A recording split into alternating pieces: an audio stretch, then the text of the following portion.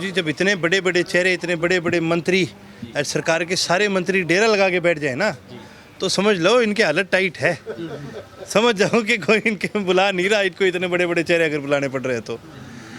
राजीव जी ने अकेले ने इस चुनाव को संभालने का काम किया है और बहुत बढ़िया हमारी इनेलो की पूरी टीम ने इस चुनाव को बड़ा संभालने का काम करा। हमें बड़े नेता नहीं चाहिए, हमें तो चेहरा बड़ा अच्छा मिल गया, हमें कैंडिडेट बड़ा अच्छा मिल गया और ये चुनाव भी बहुत बढ़िया जा रहा है। नमस्कार, मैं हूं प्रमोद और आप देखना शुरू कर चुके हैं दी सड़कनामा.com। ताज़ा तस्वीरें आपको कालांवाली की अनाज मंडी की दिखा रहा हूं, जहां पर इनेलो नेता और रानिया से विधायक अर्जुन सिंह चौटाला हैं। वो कालांवाली की अनाज मंडी में वोट की अपील कर रहे हैं, डोर टू डोर जा रहे हैं। और जैसे कि आप सब लोग जानते हैं कि 29 जून को कालांवाली में नगर पालिका के चुनाव होने जा रहे हैं। इस बार डायरेक्ट चेयरमैन का चुनाव हो रहा है। इसके साथ साथ जो 16 वार्ड हैं उनके पार्षद पद हैं, पदों के लिए उम्मीदवार हैं, उनका जो चयन होगा। और इनेलो नेता अर्जुन सिंह चौटाला हैं, वो डोर टू डोर कर रहे हैं अनाज मंडी की तमाम दुकानों में और वोट की अपील कर रहे हैं। और हम आपको बता दें कि 29 जून को मतदान होगा और 30 जून को नतीजे आएंगे। कालांवाली में इस बार जो मुकाबला है वो बेहद कड़ा और रोचक है, वो नज़र आ रहा है। को दिखा रहे हैं तस्वीरें कि किस तरह से अर्जुन सिंह चौटाला हैं वो वोट की अपील कर रहे हैं।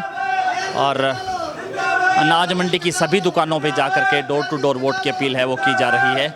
और इनेलो प्रत्याशी अजीव कुमार है, उनके लिए वोट की अपील है वो कर रहे हैं। देखिए जी, आज हमने भी देख लिया और मंडी वालों ने, हमने सबने इकट्ठा देख लिया किस प्रकार से विकास कार्य है और शहर वालों ने भी देख लिया।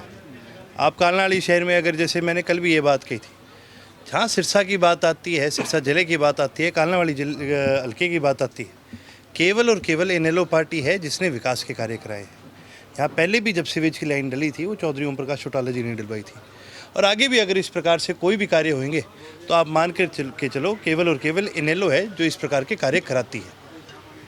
तो अर्जुन जी, लगातार दूसरे दिन इस बार अभी आप जो है वो मंडी में आए हैं, लोगों से, आड़तियों से, व्यापारियों से वोटों की अपील करने। कैसा रिस्पांस, कैसा रुझान देखने को मिल रहा है? देखिए जी, बहुत बढ़िया रुझान देखने को मिल रहा है।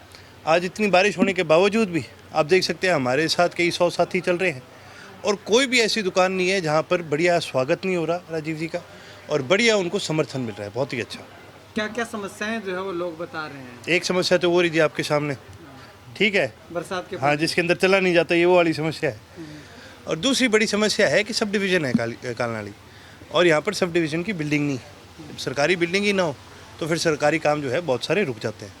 उसके अलावा शहर के अंदर और भी कई सारे विकास के कार्य हैं, पीने के पानी की बड़ी दिक्कत है और जैसे कि मैंने कहा, लेकिन ये सभी चीज़ों का समाधान तभी होगा जब कोई बदलाव आएगा, जब लोग फिर अपना समर्थन इनेलो को देने का काम करेंगे। बीजेपी ने पूरी ताकत झोंक रखी है, आए दिन हर रोज बीजेपी के मंत्री हैं वो यहाँ पहुँचते हैं। डेरा लगाया हुआ है, सुनीता दुग्गल ने डेरा लगाया हुआ है यहाँ पे। देखो जी, जब इतने बड़े बड़े चेहरे, इतने बड़े बड़े मंत्री, सरकार के सारे मंत्री डेरा लगा के बैठ जाए ना, तो समझ लो इनकी हालत टाइट है।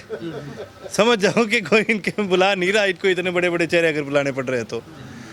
राजीव जी ने अकेले ने इस चुनाव को संभालने का काम किया है और बहुत बढ़िया हमारी इनेलो की पूरी टीम ने इस चुनाव को बड़ा संभालने का काम करा। हमें बड़े नेता नहीं चाहिए, हमें तो चेहरा बड़ा अच्छा मिल गया, हमें कैंडिडेट बड़ा अच्छा मिल गया और ये चुनाव भी बहुत बढ़िया जा रहा है। तो आपने कहा कि जो भी विकास कार्य है, चाहे अनाज मंडी की बात करें, चाहे वाटर वर्क्स की बात करें, सड़कों की बात करें, तो सब कुछ चौटाला सरकार में यहाँ पे हुआ।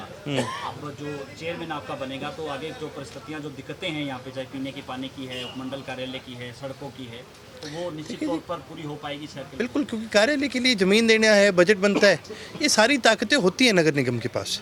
अगर नगर निगम चाहे तो बहुत सारे ऐसे कार्य हैं जो अपने बलबूते पे करवा सकती है और नगर निगम के पास तो पैसा भी काफ़ी होता है।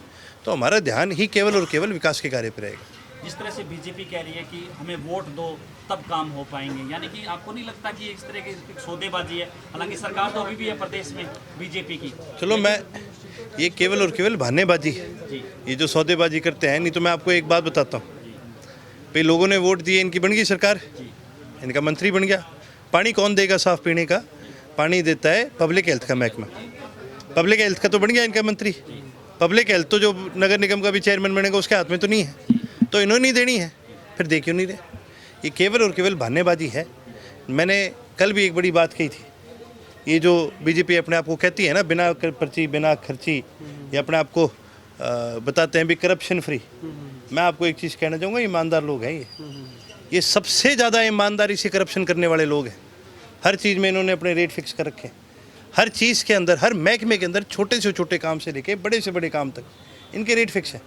सबसे ज़्यादा हरियाणा को अगर भ्रष्टाचार में किसी ने डुबोने का काम करा है, कर्जे में डुबोने का काम करा है, तो केवल और केवल ये भारतीय जनता पार्टी है।